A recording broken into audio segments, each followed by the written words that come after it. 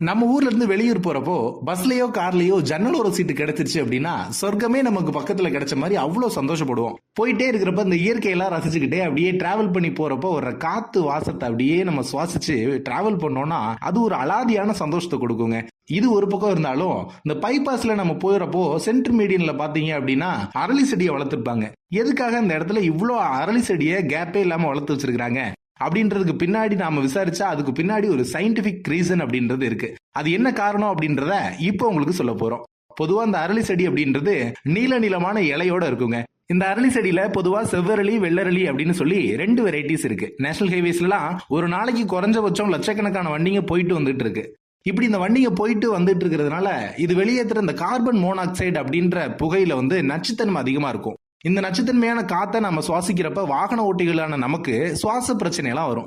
அது மட்டும் இல்லாம பூமியோட சுற்றுச்சூழலும் பாதிக்கப்படும்.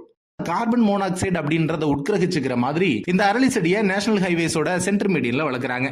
இப்படி இந்த கார்பன் மோனாக்சைடு இந்த அரளி செடிகள் உட்கிரகிச்சுக்கிறதுனால நார்மலா இதோட இலைகள் பச்சை கலர்ல இருந்தாலும் இந்த கார்பன் மோனாக்சைடு புகையை உட்கிரகிச்சு இது இலைய பச்சை கலரா அப்படியே கருப்பு கலரா மாறிடும். இதையே நம்ம சில இடத்துல பார்த்திருந்திருக்கலாம். இதுக்கு காரணமா தான் நேஷனல் ஹைவேஸோட சென்டர் மீடியன்ல இந்த அரளி செடி அப்படின்றத வளர்க்குறாங்க. அது மட்டும் இல்லைங்க, இதுக்கு டெய்லி தண்ணி ஊற்றணும் அப்படின்ற அவசியம் இல்லை. என்ன வறட்சி இருந்தாலும் அந்த வறட்சியை தாங்கிக்கிட்டு வளரக்கூடிய சக்தி அப்படின்றது இயற்கையாவே இந்த அரளி செடிக்கு இருக்கு. மண் அரிப்பை தடுக்குதாகவும் சொல்லப்படுது.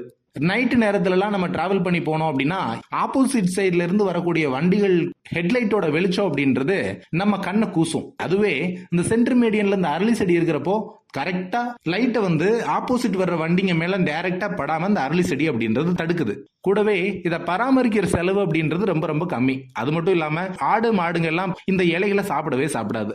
அழகோட சேர்த்து இத்தனை விஷயம் இருக்கிறதுனாலதான் பைபாஸ்ல இந்த அரளி செடியை வளர்க்குறாங்க.